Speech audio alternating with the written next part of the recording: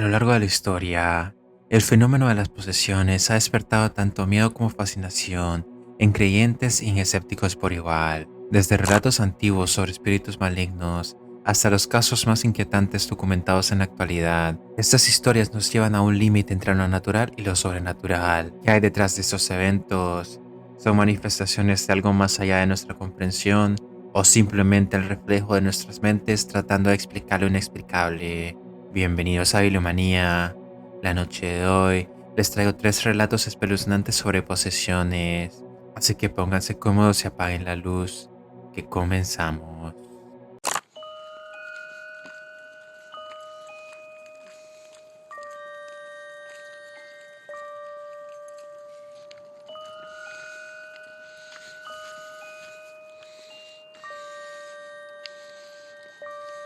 Los motores del camión de mudanza resonaron como un rugido en el silencio del vecindario.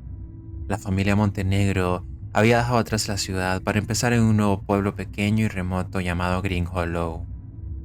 La casa Markov, una mansión de estilo victoriano cubierta de musgo y cicatrices del tiempo, les prometía un futuro con espacio y mucha tranquilidad. Lucía, la hija adolescente, no estaba tan convencida. La casa la repelía. Desde que cruzaron el umbral, un aire pesado y húmedo parecía envolverse alrededor de su pecho. Las habitaciones eran grandes y sombrías, llenas de rincones oscuros que susurraban historias que nadie había contado. Esa primera noche, Lucía soñó con una figura encorvada que la observaba desde la esquina de su habitación. Sus ojos eran brillantes, como brasas ardiendo. La figura murmuraba en una lengua que ella no entendía, pero cada palabra parecía hundirse en su mente como garras. Los días fueron pasando y algo en Lucía comenzó a cambiar. Al principio era sutil. Su reflejo en los espejos parecía llegar tarde a sus movimientos, y su sombra era más oscura que el resto de la casa, como si tuviera vida propia. Una noche, mientras exploraba el sótano con una linterna, encontró un cuaderno antiguo, su cubierta de cuero manchada de algo que parecía sangre seca. El cuaderno estaba lleno de dibujos y símbolos grotescos, junto con una escritura en latín. Lucía, fascinada pero incómoda, no entendía nada, pero una página en particular le llamó la atención. Al abrirla, el aire a su alrededor se volvió frío y un susurro envolvente llenó la habitación. Ego sum dominus, te evoco. Desde ese momento, todo fue diferente. Lucía se volvió más silenciosa, más retraída. Sus padres pensaron que simplemente extrañaba la ciudad, pero no veían las marcas oscuras que comenzaron a aparecer en su piel, líneas finas que parecían arañazos o escrituras quemadas. A medianoche, la familia comenzó a escuchar ruidos extraños, golpes, pasos en las escaleras e incluso risas apagadas que venían de las paredes. Una madrugada, la madre de Lucía, Carolina, la encontró parada frente al espejo del baño inmóvil. Lucía susurraba palabras ininteligibles mientras su reflejo la miraba con una sonrisa siniestra que no correspondía a la expresión de su rostro normal. Lucía, ¿qué estás haciendo?, preguntó su madre aterrorizada. Él está acá, fue todo lo que respondió antes de volver a su habitación. El día en que todo llegó a un punto de no retorno fue cuando Lucía desapareció durante varias horas. Los Montenegro la buscaron frenéticamente por toda la casa y fue en el desván donde finalmente la encontraron, sentada en un círculo de símbolos pintados con sangre. Lucía estaba sonriendo, pero no era su sonrisa habitual. Sus ojos habían perdido todo rastro de humanidad, reemplazados por un negro profundo que parecía devorar la luz. Su voz, cuando habló, resonó con un eco inhumano. Finalmente he encontrado a alguien digno, dijo, su tono goteando desprecio. Carolina gritó e intentó acercarse, pero fue lanzada al otro lado de la habitación por una fuerza invisible. El padre, Andrés, intentó arrastrar a su hija fuera del círculo, pero el contacto con ella le dejó quemaduras en las manos. Lucía comenzó a levitar, su cuerpo retorciéndose en ángulos imposibles. Desde las paredes, un coro de voces guturales empezó a cantar en una lengua antigua, y la temperatura en la habitación cayó a niveles glaciares. Desesperados, los Montenegro buscaron ayuda en el pueblo, con una mujer mayor conocida como la bruja. Esta mujer les ofreció su conocimiento y les advirtió que estaban tratando con un demonio antiguo llamado Aracel, un ser de maldad pura que había sido atrapado en la casa Markov durante siglos. El ritual de exorcismo debe ser realizado con cuidado, pues cualquier error podía sellar el alma de Lucía con el demonio para siempre. La noche del ritual, Lucía fue amarrada a la cama en su habitación. La bruja encendió velas negras y comenzó a recitar pasajes de un libro antiguo. A medida que las palabras llenaban la habitación, Lucía comenzó a gritar con una voz que no era la suya, maldiciendo a todos los presentes. No podrán apartarme de ella, su alma ya es mía. Ustedes son simples insectos. Las ventanas estallaron y las luces parpadearon mientras el demonio luchaba contra la expulsión. Carolina lloraba desesperada mientras Andrés sujetaba las manos de su hija, quien se retorcía como si su cuerpo estuviera siendo desgarrado desde dentro.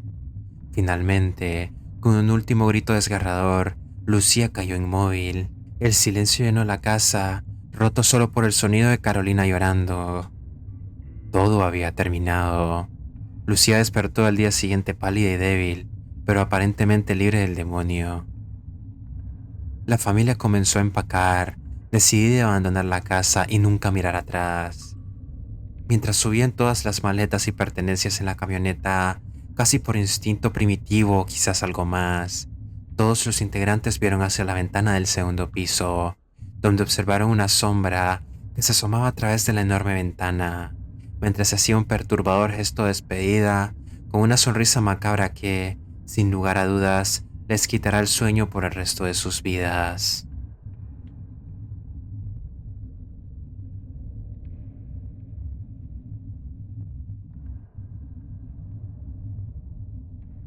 Nunca he sido una persona supersticiosa. Siempre creí que las historias de fantasmas eran solo eso, cuentos para asustar a los niños. Pero hay algo que me ocurrió hace unos años que me cuesta explicar y que, hasta el día de hoy, me hace cuestionar lo que creo saber sobre la realidad.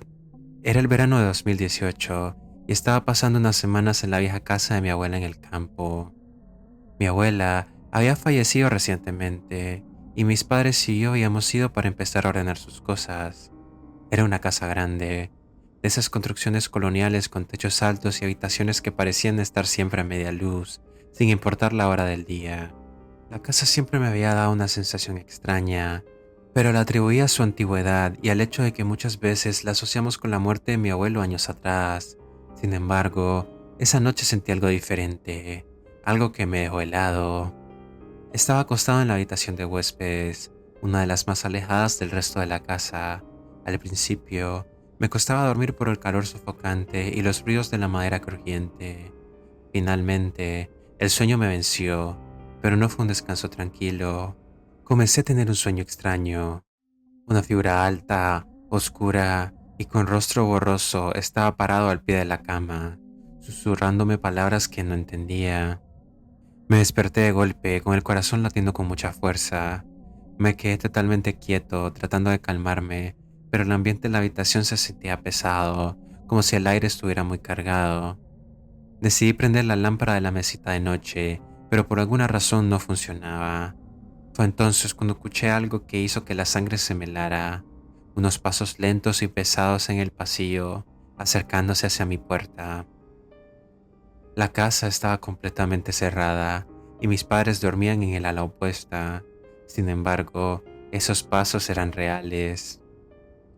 Tragué saliva, tratando de convencerme de que tal vez era una rata o el sonido de la madera expandiéndose, pero los pasos eran demasiado definidos, demasiado humanos. De repente, la puerta de mi habitación se abrió lentamente, chirriando con ese sonido agudo que todos odiamos. Miré hacia la entrada, pero no había nadie. Me levanté con cuidado y caminé hacia la puerta, tratando de ser valiente, pero apenas puse un pie fuera, algo me detuvo. No sé cómo describirlo, pero sentí una fuerza que me empujaba hacia atrás, como si hubiera una barrera invisible que no me dejara salir. Y entonces lo escuché, un susurro muy cerca de mi oído, diciendo mi nombre, no un sonido cualquiera, sino mi propio nombre, pronunciado por una voz grave y susurrante. Me giré pero no había nadie. Fue en ese momento cuando todo se volvió borroso. Lo último que recuerdo fue una sensación de que mi cuerpo no me pertenecía. Sentía que mis brazos y mis piernas se movían solos, que algo más había tomado el control. Intentaba gritar, pero mi garganta no respondía. Simplemente todo se volvió oscuro. Desperté al día siguiente en el suelo de la habitación, con la puerta aún abierta y el amanecer iluminando tenuemente la casa. Cuando mis padres llegaron a buscarme, no quise contarles nada de lo que había ocurrido, pero encontré algo extraño en el espejo del tocador. Había marcas de arañazos que no estaban ahí antes, como si alguien hubiera tratado de escribir algo, solo que las marcas no formaban palabras coherentes, al menos no en ningún idioma que yo conociera. Desde ese día nunca volví a esa casa. Mis padres lo atribuyeron al estrés y a la imaginación, pero yo sé lo que sentí. Y sé que, sea lo que sea que pasó esa noche, no fue producto de mi mente. Algo estaba ahí conmigo. Y durante un momento, algo más estuvo dentro de mi cuerpo. Nunca pensé que sería testigo de algo así. Hasta el día de hoy, hay momentos en los que me pregunto si lo imaginé todo, si mi mente simplemente se rompió bajo la presión. Pero estoy segura que lo que vi fue real. Lo sé porque tengo las cicatrices físicas y emocionales que lo prueban. Todo comenzó con mi prima Carla. Ella tenía 17 años en ese entonces, apenas 2 años mayor que yo. Era una chica risueña, siempre llena de energía y con una risa que contagiaba a todos. Pero en el verano de 2016 algo cambió. Comenzó con pequeñas cosas. Ella se quejaba de dolores de cabeza constantes, de pesadillas recurrentes en las que decía que algo la perseguía. Todos pensábamos que era por estrés, ya sea por los estudios o simplemente por una fase adolescente. Un día, durante una comida familiar, Carla comenzó a actuar extraño. Estaba callada, no probó bocado alguno y su mirada parecía perdida. Mi tía, preocupada, trató de hablarle, pero Carla la ignoró. Luego, sin previo aviso, lanzó el plato al suelo y comenzó a reírse. Pero no era una risa normal, era algo profundo, grave, y no parecía provenir de ella. Todos nos quedamos paralizados. Carla se levantó de golpe, miró a su madre y dijo con una voz que no era suya: Carla ya no está aquí. Lo siguiente fue un caos. Mi tía entró en pánico. Mi madre trató de calmarla. Mi padre intentó sujetar a Carla, pero ella tenía una fuerza inhumana. Vi como una joven de 17 años empujó a mi padre, un hombre corpulento, como si este no pesara nada. Su mirada, nunca olvidaré esos ojos, eran oscuros, vacíos, como si miraras directamente al abismo. Esa noche, alguien sugirió que llamaran al sacerdote, el padre Joaquín, que era conocido en la región por haber realizado algunos exorcismos, aunque él no solía hablar mucho al respecto. Lo llamaron y rápidamente llegó con un maletín que contenía una Biblia, un crucifijo, agua bendita y otras cosas que no supe identificar. Cuando entró a la casa y vio a Carla, su rostro se tensó.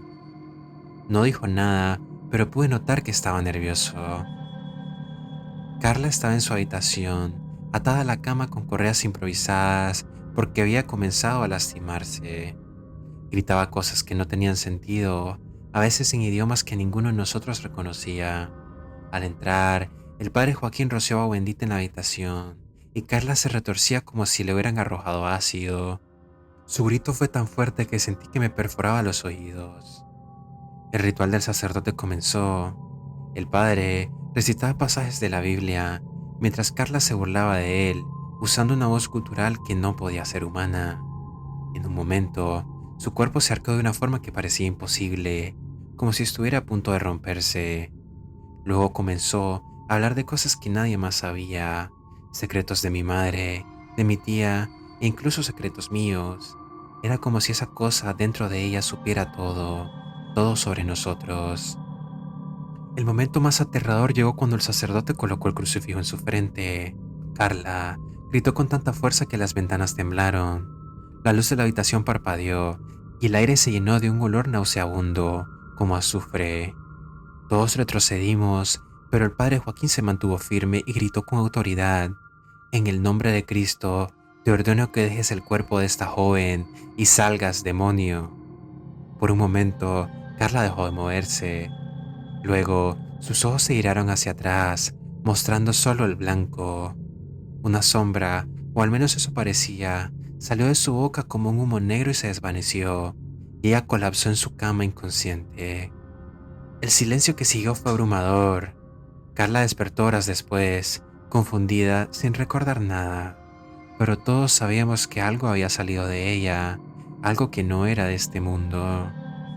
Desde ese día, la casa de mi tía fue bendecida, y Carla lleva un rosario donde quiera que ella vaya. Aunque Carla volvió a ser la misma de antes, a veces, cuando me mira, puedo ver un destello en sus ojos que me recuerda a esa noche, algo que me hace preguntarme si realmente todo acabó.